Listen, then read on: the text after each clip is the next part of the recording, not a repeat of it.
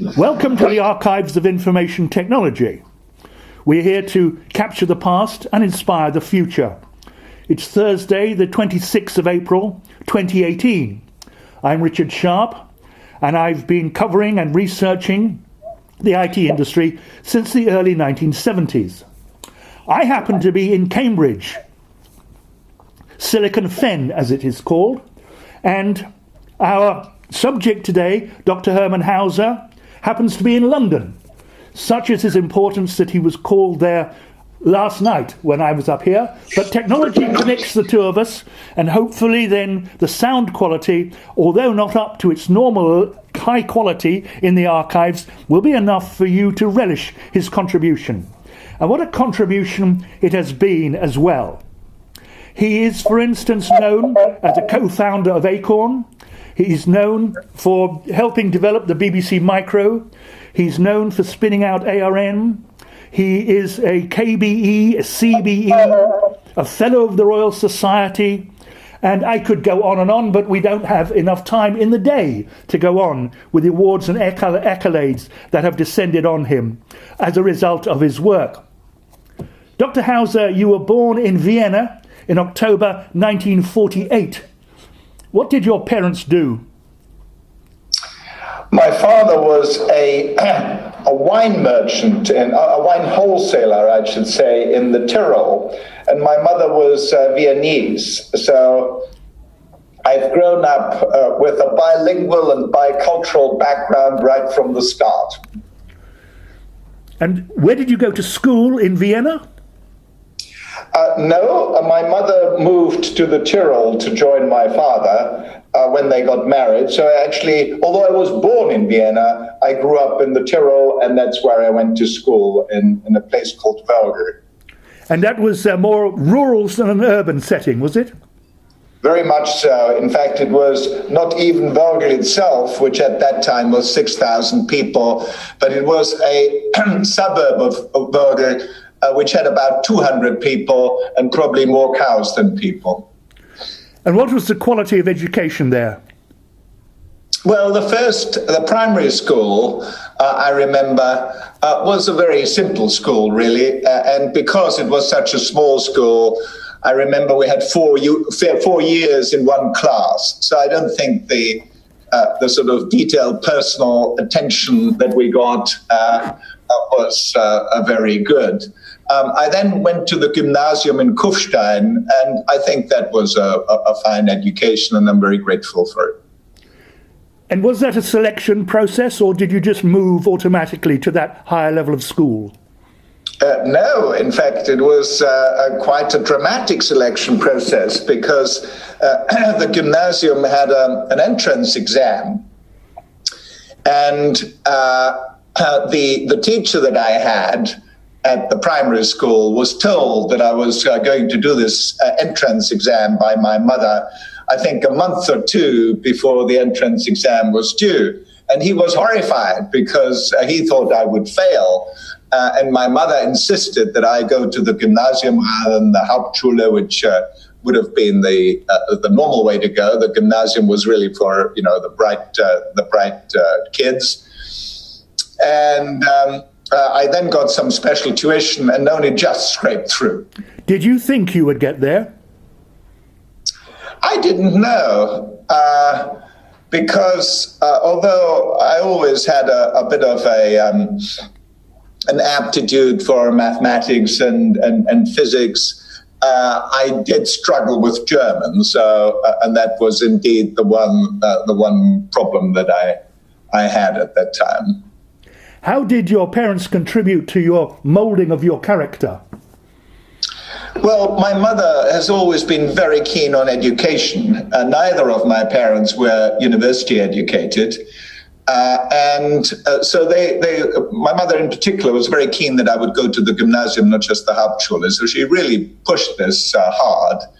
And my father, when I was 15, came home from Innsbruck with some language school brochures and told me that I was going to learn English.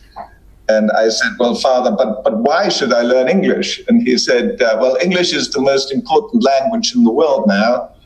You choose a language school in England and you go there for the summer.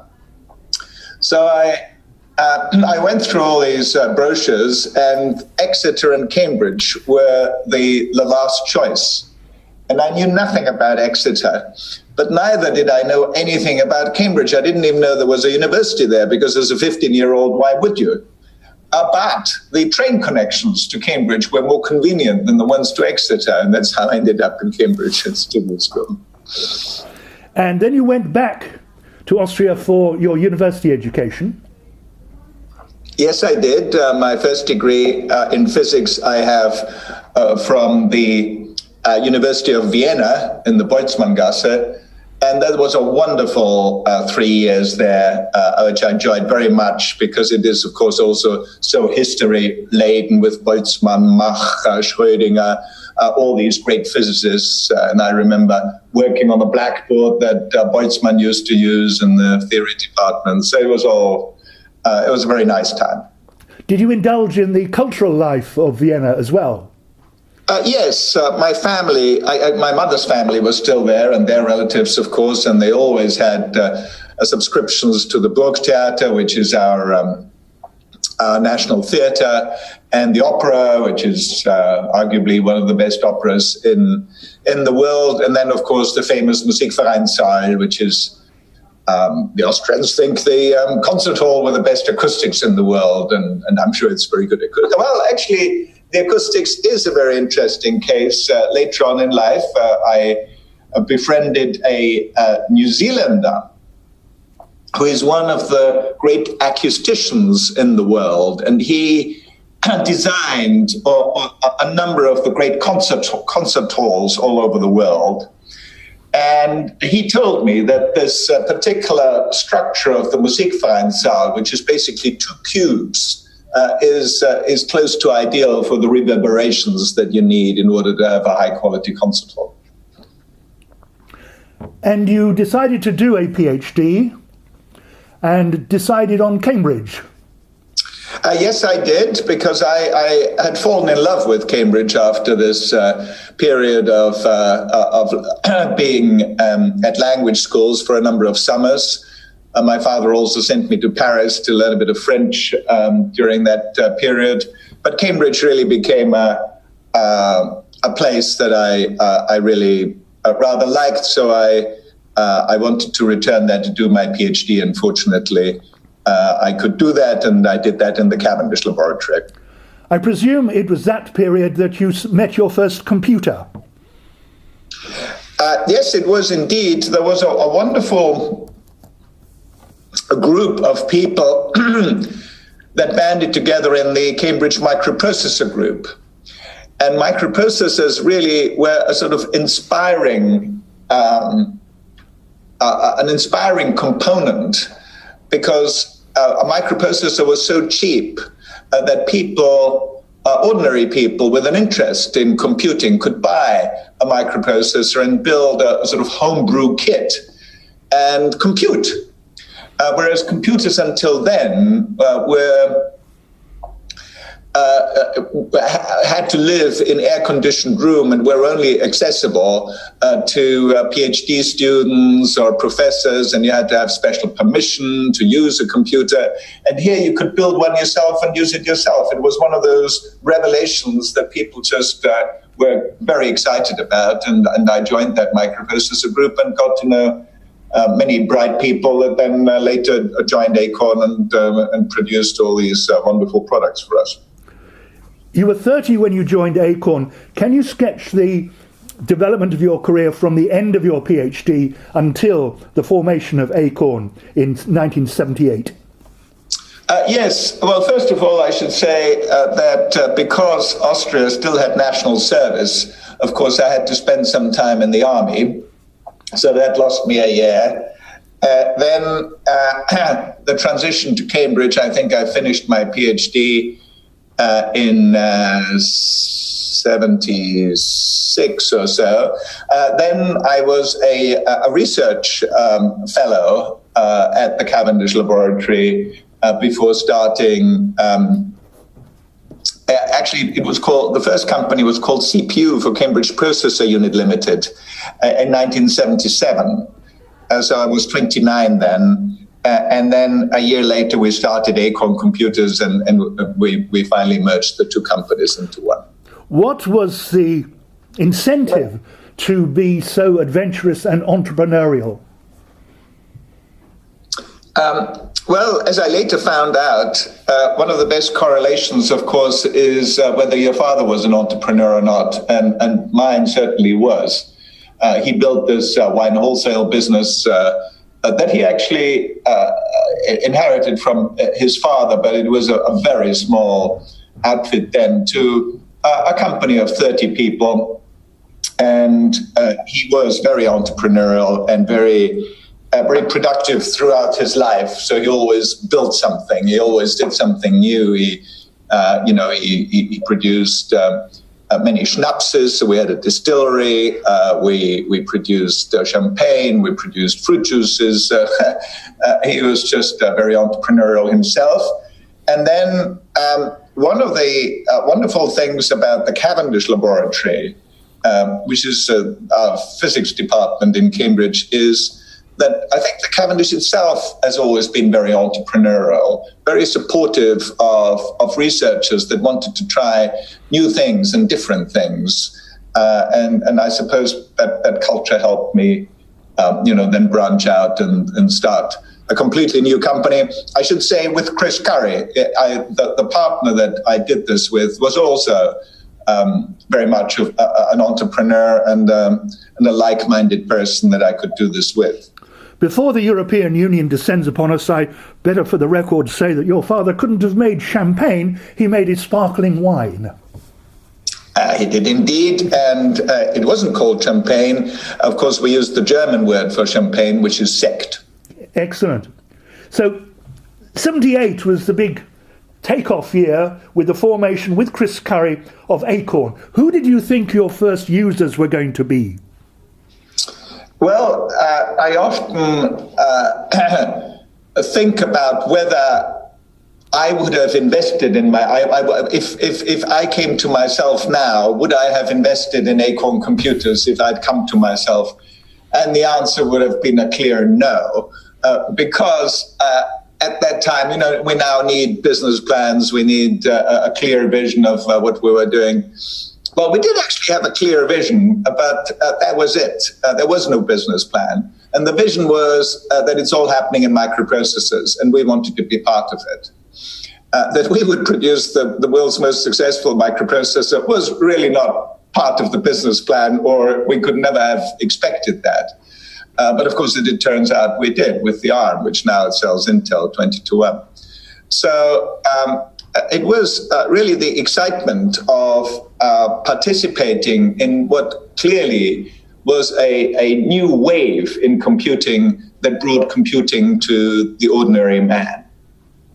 I noticed that there isn't much mention there of the software. The hardware was the big challenge at the time, was it? Very much so, because although the software, of course, eventually was very necessary, the fact that you could write little programs that did anything at all automatically was close to magic.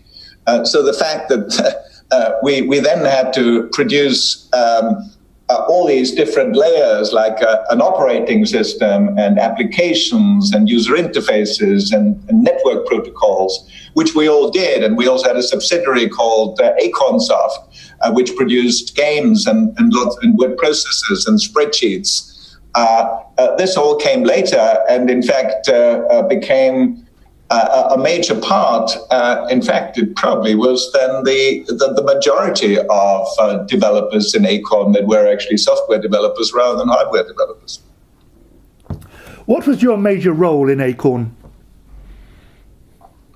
Well, I'm a physicist, of course, not a computer scientist, and my first education in computing was to buy myself a book on microprocessors by Adam Osborne. You might remember him of the famous. He produced the first portable computer called Osborne 1. And that was a revelation. And because, of course, computing builds a lot on mathematics, and mathematics is the basis of physics, I had no no big problems understanding software and what computing was all about. But my main contribution really was finding people, very gifted people, that had both the passion and the ability to produce the wonderful products and software that we really produced in Acorn. Arguably, Acorn at that time was the most innovative computing company in the UK, and that had to do with the quality of the people that we assembled. So if you asked for my contribution, it was really assembling and motivating that team. That seems to me, from there on, a pattern of your work. Rather than necessarily being the technical brains of this, you're the assembler and motivator of teams that do these things. Is that right? Yes, I think that's correct. So that where you were portrayed in the Micro Men, a fictional documentary of those times, were you portrayed realistically or not? Well, there are lots of people that came to us almost every year for a period to write the history of Acorn Computers. And when they approached me and said they wanted to do a docudrama, I said, well, that's another lot that's trying to talk about what happened with the BBC Micro and the growth of Acorn Computers and the spin-out of ARM. But I think they did a fabulous job, actually. Most of it was accurate. In particular, the scenes that nobody thought were accurate, they were actually accurate, like the one when I cut the umbilical cord between the development system and the first BBC Micro demonstration about 2 hours before the BBC team arrived. And portrayed in that was Sir Clive Sinclair, who at that time was very prominent in the development of this technology, and particularly in Cambridge. What was your relationship like with him?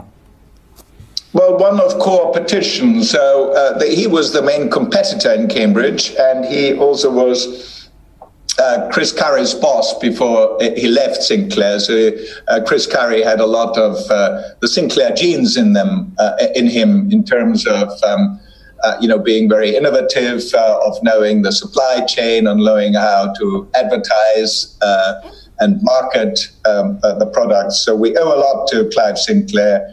And I don't think he came off so well in that docudrama. I think they've been slightly unfair to Clive. They showed a lot of his bad sides, of which there were many. But they didn't really stress his good sides, of which there were more. And he eventually sold Sinclair to Amstrad. Yes, he did. For £5 million. Yes, so which was rather a shame, because I think there was a lot of intellectual property there that would certainly be worth more than £5 million now. I noticed that point is made in the Computer History Museum up here in Cambridge, of which you're a patron, one of the many roles that you play. Yes, it's a wonderful museum that people ought to go and see, and it has lots of really interesting historic computers, of course, many Sinclair computers, many Acorn computers, but also lots of others from ICL and from that time right up to the present. IBM and even French computers. Yes, and of course the PET and the Commodore 64, all these very memorable computers that were the main products at the time. And you were chosen, then your company was chosen by the BBC to provide the BBC Micro, as it was called. I remember at the time the correspondent, the journalist covering microcomputers, as we called it at the time, was trying to find out who the BBC has chosen, and he came into the office one day and he said, "Curry and Hauser have got it." And so we ran the story that you had won this prestigious order for the BBC Micro. Yes, we did. The story is that they had been working with Newbury Laboratories for 2 years on a computer called the New Brain.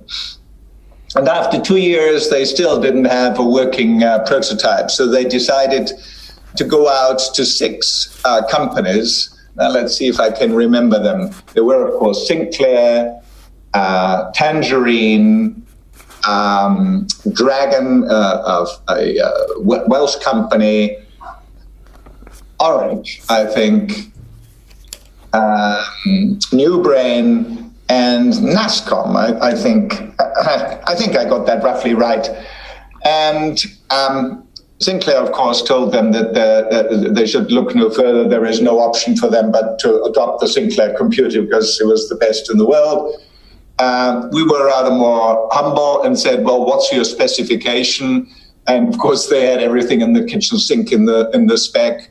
But very fortunately, Stephen Ferber, who was one of the people that I recruited from the Cambridge Microprocessor Group, had a design in his drawer that we had called the Proton, because our first Acorn computer was called the Atom. And the Proton, by luck, I suppose, and by ambition, I should say, by Stephen's ambition, actually had most of the features that the BBC was asking for. And then, there was this famous week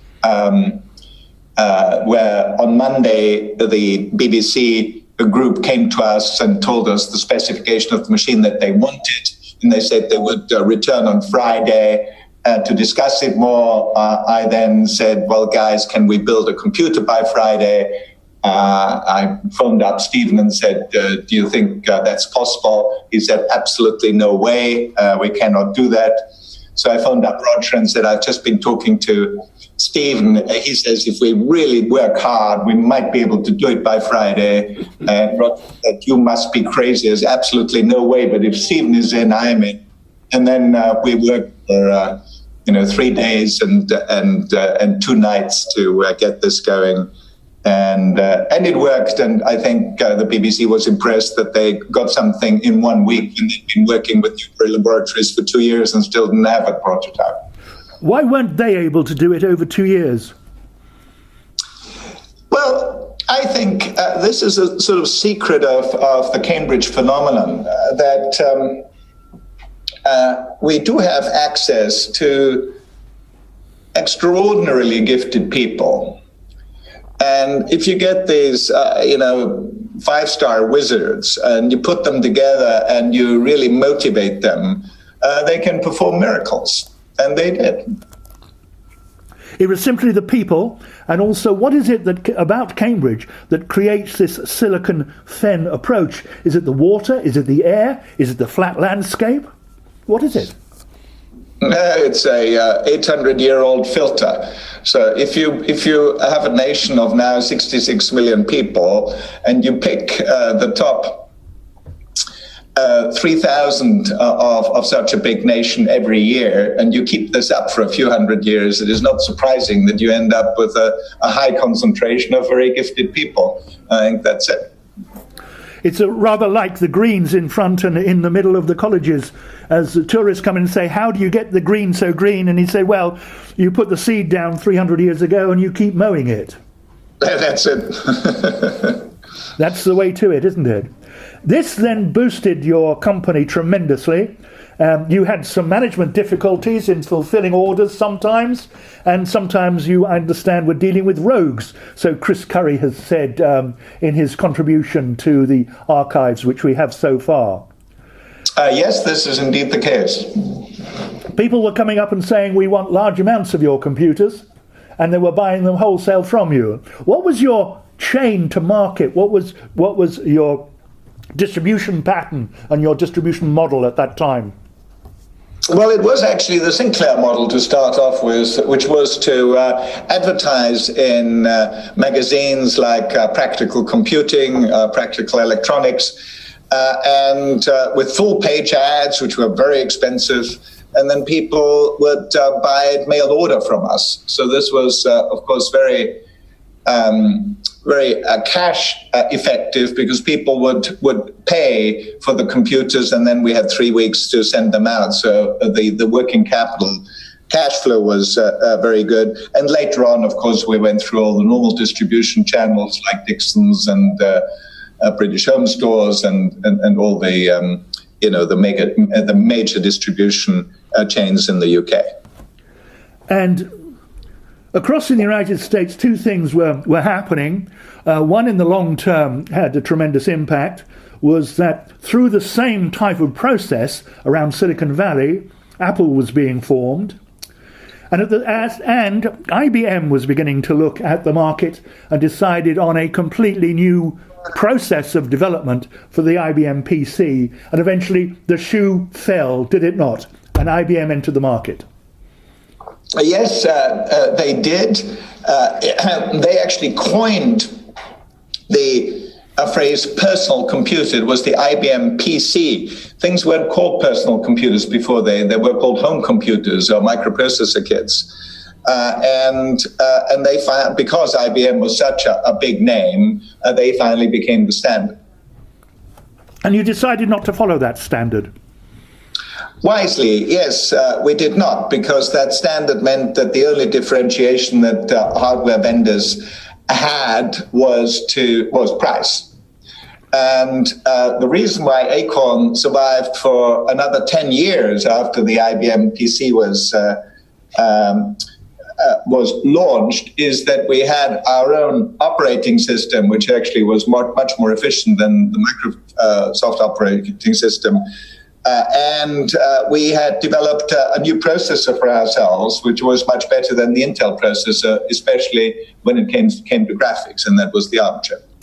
It isn't very difficult to write an operating system which is more effective than Microsoft's at any point in its history, but it is quite difficult to develop hardware which is better than Intel. What led you down that particular route which enabled you, not only with the Acorn and with your processor, but also with ARM, to so comprehensively beat Intel? I always, the history is that we used the 6502 for the BBC Micro, which indeed was the same microprocessor that Apple used for the Apple II. And that came from?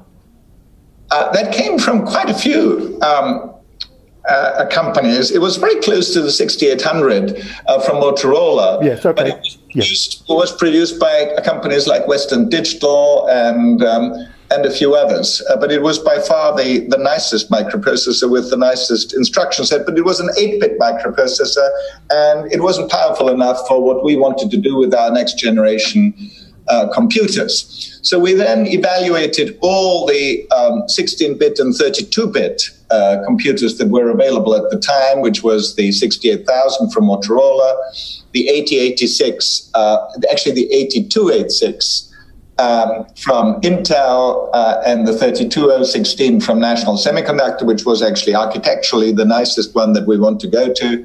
And I remember going to Intel and saying, 8286 actually will do. It's a reasonable processor.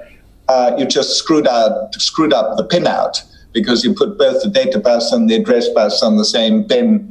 In the same pins, nobody can produce a sensible computer with that. But if you allow us to do our own pinout, we might, and you sell us the die, we might, be able to do something with your processor. And they basically said, get lost. Who are you to ask for the die rather than buying the chip as we envisaged it?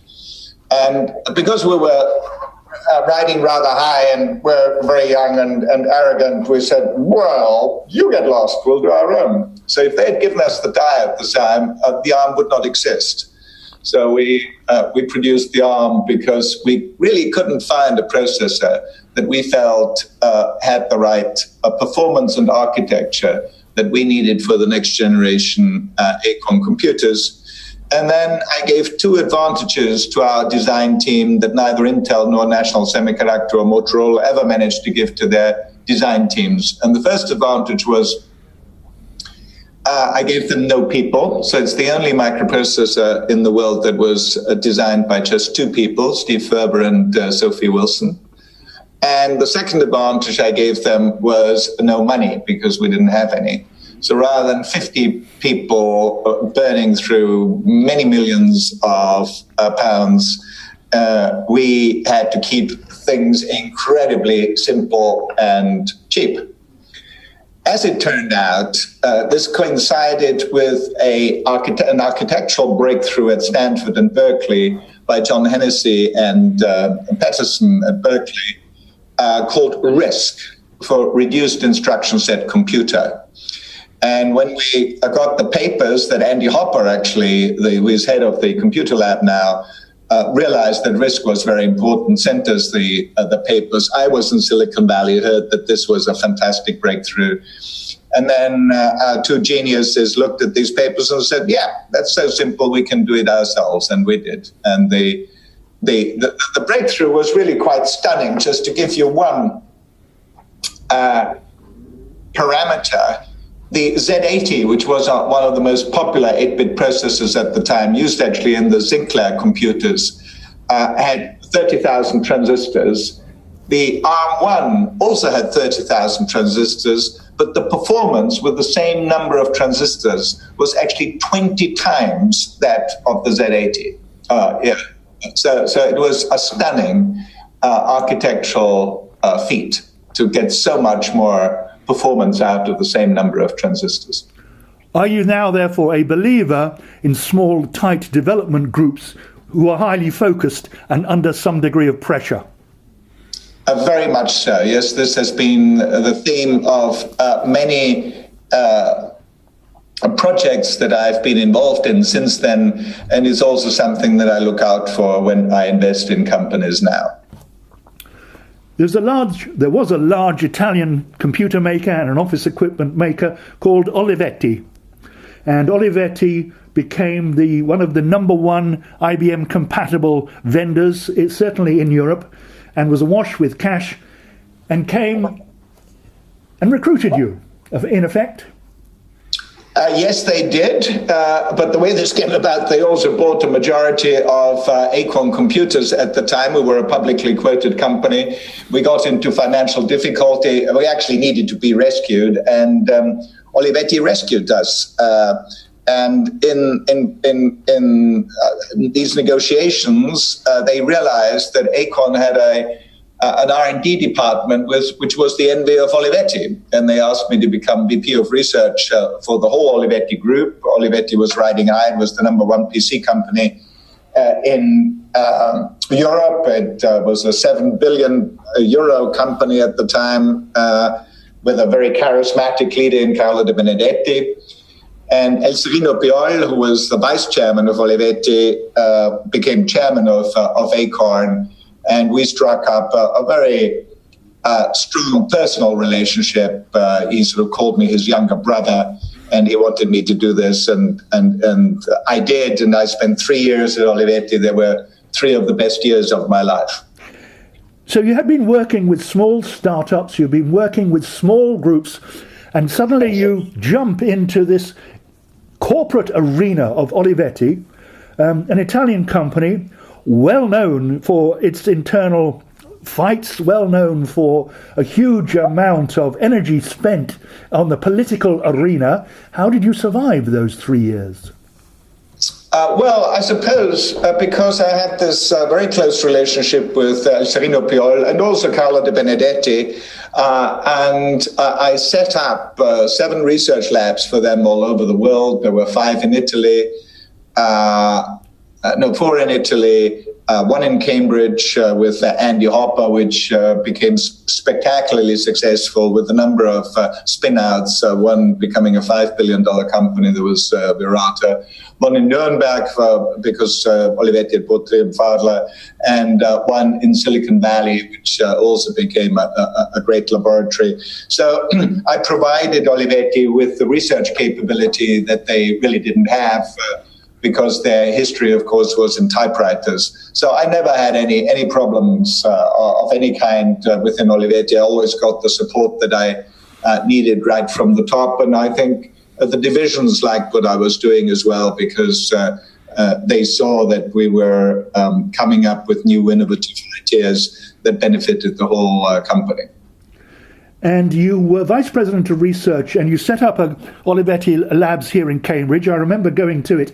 I wonder if you can check that my memory is correct. As I walked along a corridor, I looked into an office through the round windows. There were round windows on the doors of the offices. That's right, yes. Did I not see Maurice Wilkes reading a journal in there?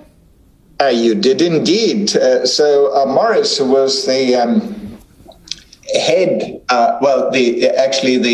the creator of the mathematical laboratory in Cambridge, as it was called, and produced the first programmable computer in the world with the EDSAC, which, by the way, we're rebuilding now at Bletchley, and we hope to fire it up this year under the leadership of Andy Herbert.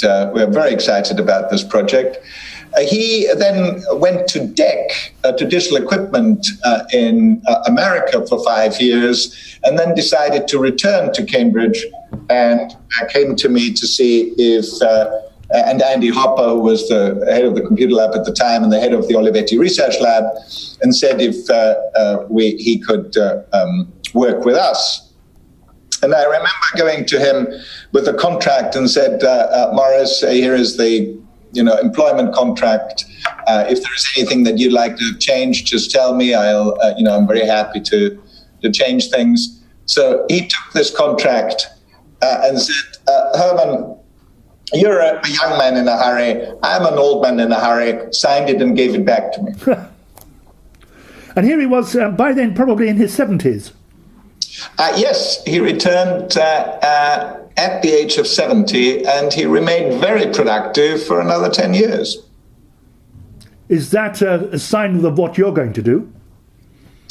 Well, I hope so. I have no intention of retiring at the moment, although I'm sort of winding back a little bit. But I'm very excited about all the new technologies that will change our lives within the next 5 to 10 years, especially 3 that I'm particularly keen on, which is, of course, machine learning, because it's the most powerful tool we have ever developed, blockchain and smart contracts, because they will allow us to get rid of our bureaucracies of automating business processes. And probably the most important of the 3 is synthetic biology, because they will allow us to get a control of our own lives, not just the software but the hardware. And I'm making investments in all these 3 areas. You are. But before we get there, you left Olivetti in 88, was it? Yes, that sounds right. You formed. You helped to form a company. Was it called Active Book Company? Active Book Company, which what then was became... What was the idea behind that? Well, interestingly, when we first formed Acorn Computers, we thought that the way microprocessors would be first used was in a book, that you because people couldn't really imagine what you would do with a computer, with a home computer, as we called them at the time. The nearest sort of metaphor that we had for getting hold of knowledge and doing something with knowledge was a book. So at that time, we already thought about the microprocessor being like a book. So this idea of a book computer had been with me for a long time, and the Active Book Company was just a forerunner of the iPad. So we did actually finally become an American company called EO, which was the main competitor to the Apple Newton at the time. But it was ahead of its time. The display wasn't good enough. The applications weren't good enough yet. But it was basically an iPad, but an early iPad. So here you were back in small company entrepreneurial mode after having spent 3 years in Europe's largest then IT company pretty well. And you were bought eventually, were you not, by AT&T?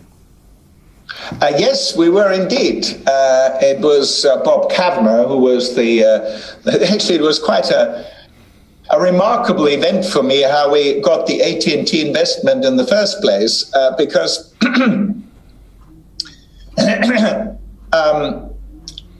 I did a deal with an American company called Penpoint.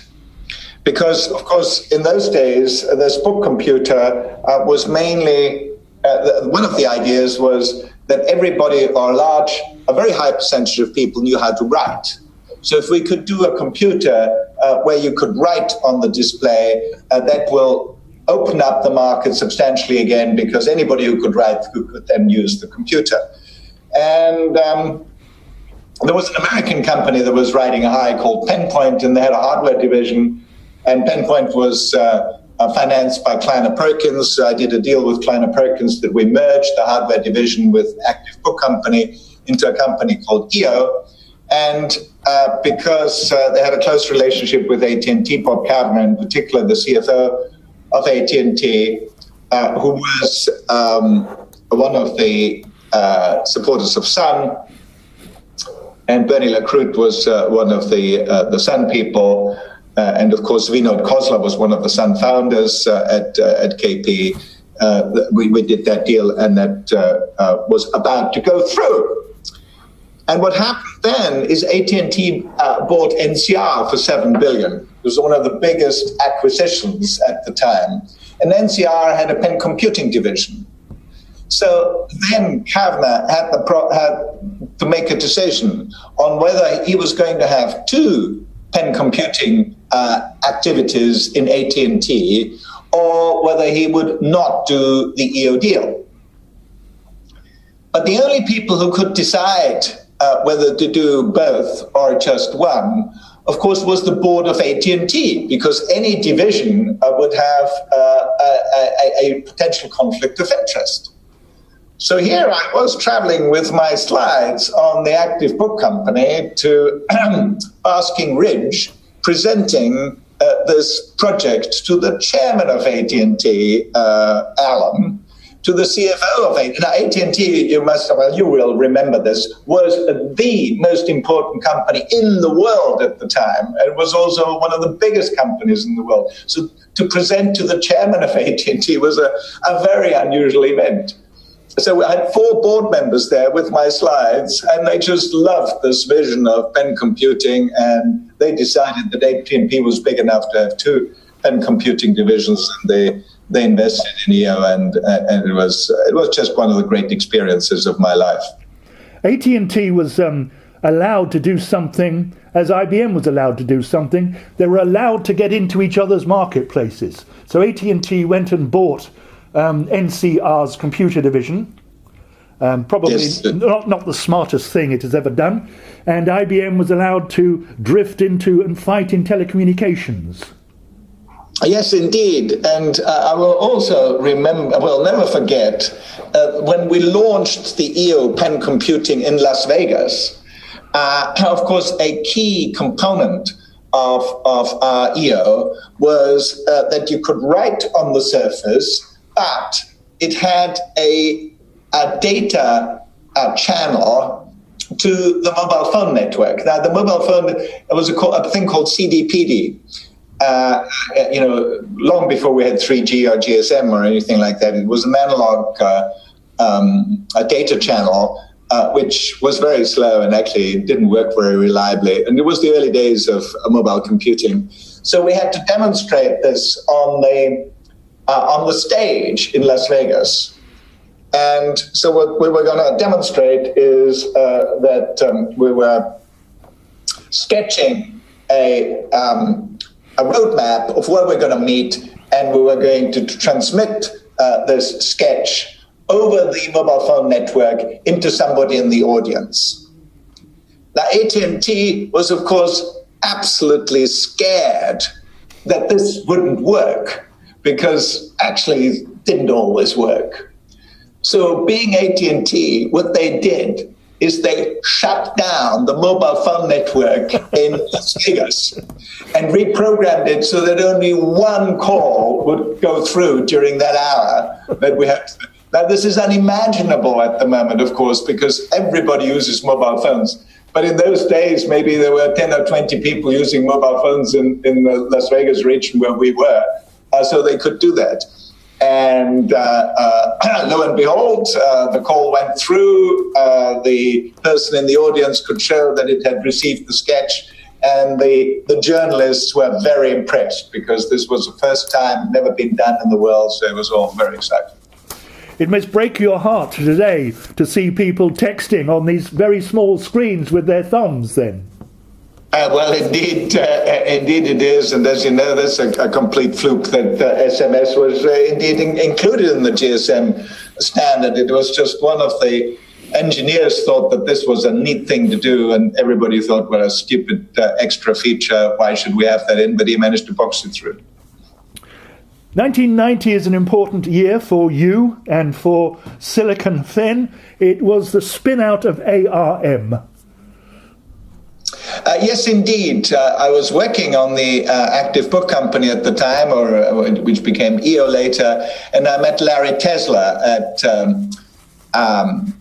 at Apple, who was working on the Newton, and he had been using actually an AT&T microprocessor called the Hobbit.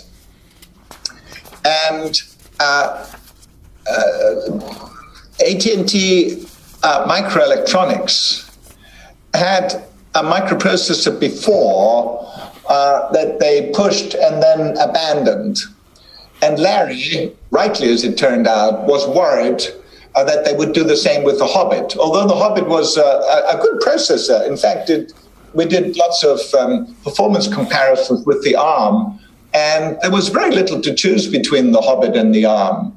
But it was very interesting why Larry chose the ARM. And he argued, correctly as it turns out, that AT&T will drop the Hobbit a little later so they wouldn't get the support from then a $2 billion semiconductor company.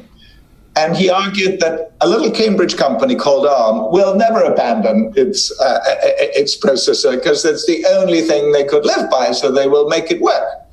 And of course we did. Apple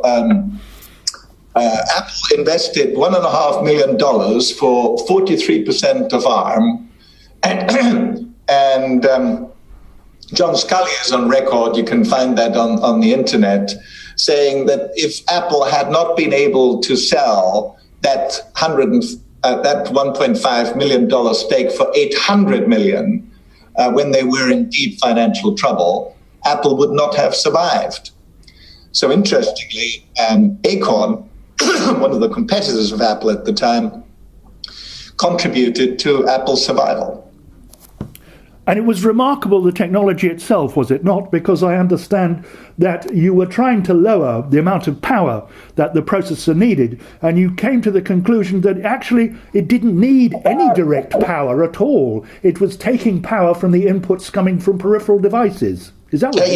Yes, that was a fluke. It was when Stephen tried to measure the power consumption of the first ARM that he realized that the power pins were actually not connected.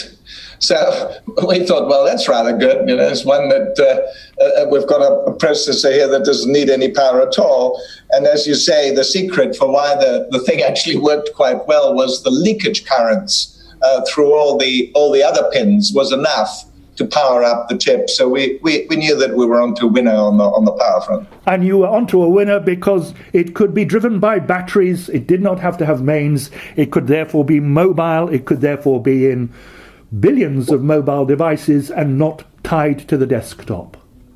That's correct. And it was the adoption of the ARM by Nokia that allowed us to basically become the standard in mobile phones with now a 95% market share.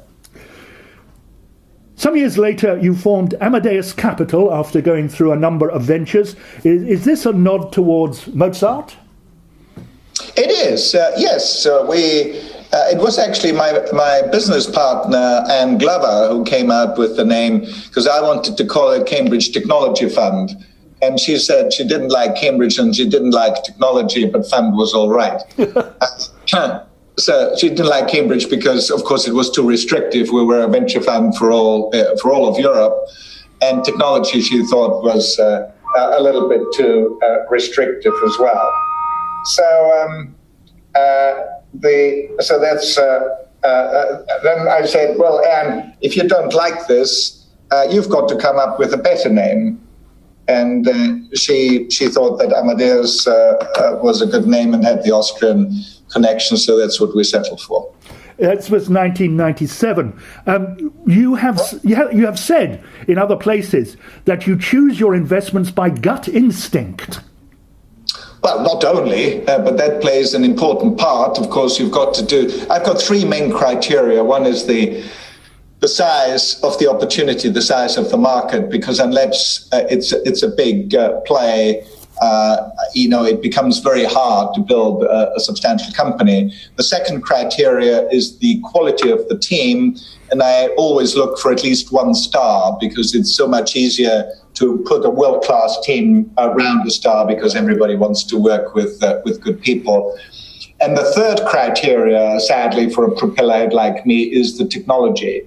So I've had so many cases where an A team with C technology would beat a C team with A technology. So the team clearly is more important than the technology. And those are your guiding 3 criteria. They seem to have been common throughout your career, not just with Amadeus Capital. Yes, they have. It's just that they're now more explicit than they were early on when I did it more by gut. Where did you learn those principles?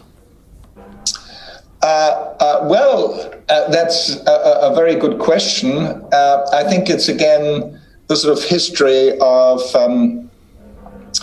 my father working with teams and forming teams and looking for outstanding people to work with. And then as a physicist, I've always been excited excited by deep technology, by true technical disruptions. So it's that theme of new technical possibilities for large markets, which I get really excited by. And Amadeus now has offices in London, which has been called Silicon Roundabout, here in Cambridge, Silicon Ven, and also in San Francisco, Silicon Valley. Can you, classically, Dr. Hauser, in a few words, compare and contrast the 3 different silicons? Well, clearly, Silicon Valley is still very much the lead area with more venture capital, access to a much larger home market, and talent that still flows into Silicon Valley. But if Silicon Valley is the apex, the East Coast maybe a little lower, then comes the UK, and then continental Europe, and this gradient was very steep in the past. So the thing that has happened is that this gradient has become a lot more shallow. So, the East Coast, especially in biotech, arguably is as important, if not more important, than Silicon Valley. In the UK and in Cambridge in particular, we now have $15 billion companies when, 20 years ago we had none. London has carved out a niche for itself as Tech City or Silicon Roundabout, mainly on the software side. So I think all these clusters are becoming more alike, and the differences are not as pronounced as in the past.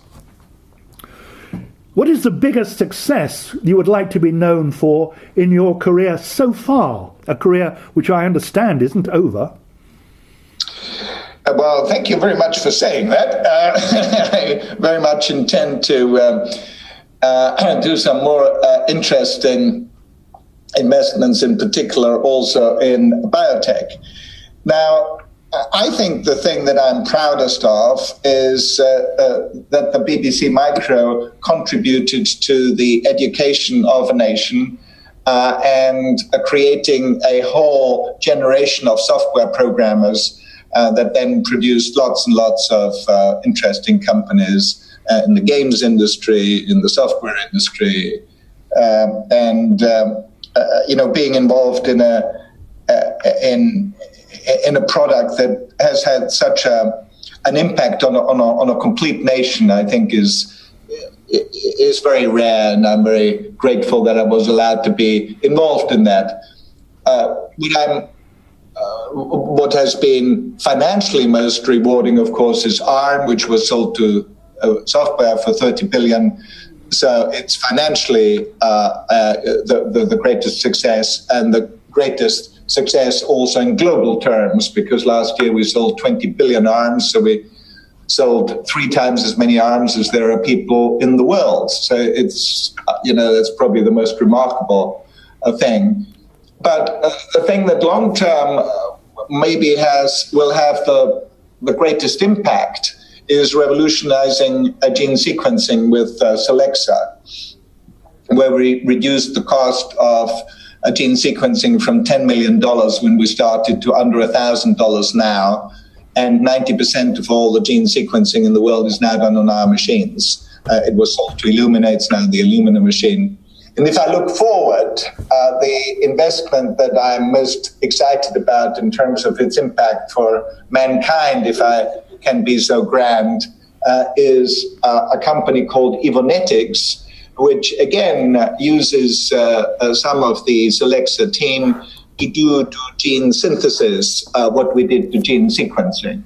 So synthesizing genes and thereby basically taking control of biology itself, of life itself.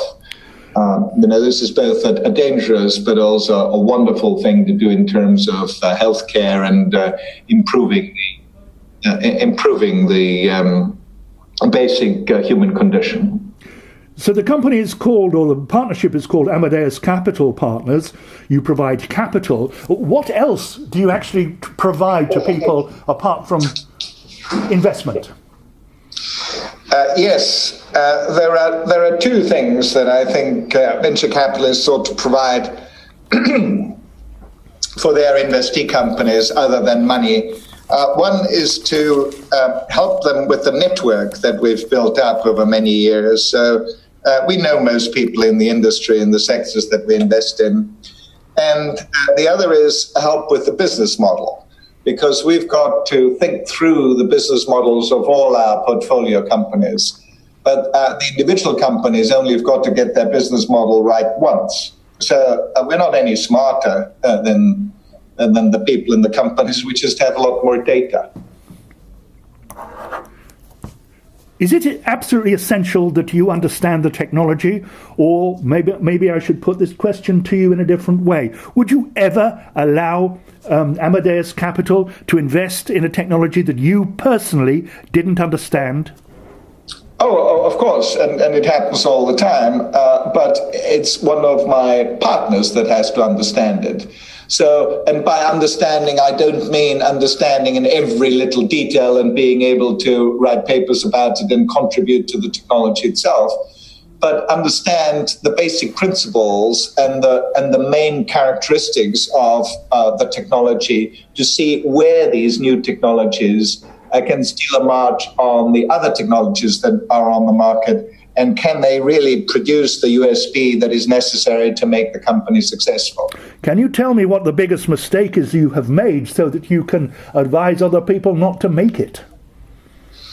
Well, where shall I start? There are lots of them, but the easiest one to make, especially if you come from the technology side, is to underestimate the importance of sales and marketing.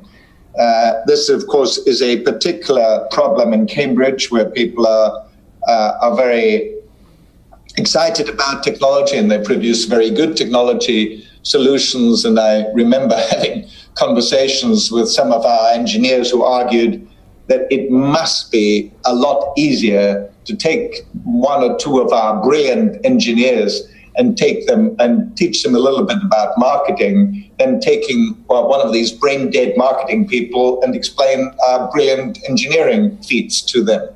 And of course, the truth is that equally brilliant marketing and salespeople that are extremely upright and understand what people really want. And it's not always what engineers feel people ought to want. So I'm sitting in Cambridge, you're in London. We have a company here in Cambridge called Cambridge Analytics, which is at the moment at the middle of an enormous storm, which seems to bring together a number of factors that people are very concerned about technology. So finally, I would like you to comment on one, there is great concern and growing concern about the use of social media. There is obviously great concern about big data driven from that social media. There is great concern about the monopolization of certain social media, Facebook for instance, and there's great concern about the use of artificial intelligence.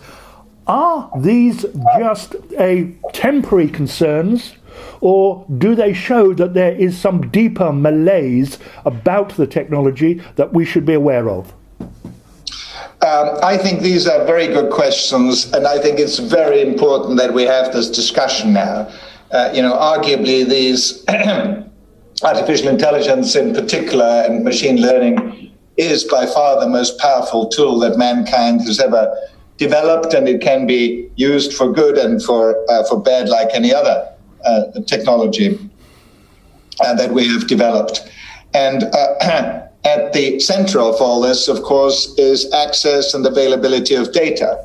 And we are writing the rules now concerning data and the new European directive. And of course, these things can only be done at a European basis. And I'm just so distraught by Brexit as a passionate European. And it's so sad that Britain feels that way. But the GDPR, the European Data Directive, I think is a good step in the right direction. And it has to come from Europe because America seems to be incapable of writing these rules because many of these companies that abuse the data at the moment are American, and the Asians don't seem to care. So Europe really can take and is taking a lead in regulating the access to data. Yuval Harari makes an interesting point that during the period where agriculture was the most important good, we had a class society, and we had all the negative things that came about with a very rigorous class and caste system during the capital, and that was, of course, feudalism. During the period when capital became the most important good, we had capitalism, and we have inequality as one of the consequences. And he calls this new era dataism, where data becomes the most important good. And just as you said, to concentrate all the availability of data in just a few hands of American companies is the wrong way to go, and they need to be broken up. So Google and Facebook need to be broken up into different entities. They need to be broken up? Yes. And then you think that there will be some explosion of entrepreneurship as a result of their breakup? Yes, the data needs to be made available to everybody on a fair use basis and on an anonymized basis, so that the principle that everybody is in control of their own data, and the data belong to the people, not to Facebook. And if Facebook wants to use your data, they have to explicitly tell you that they're using it, and then also pay you for it, either in pounds, dollars, or in a service that they give you explicitly. And these rules are just being drawn up. Thank you, Dr. Hermann Hauser, for your inspiring contribution to the archives of information technology.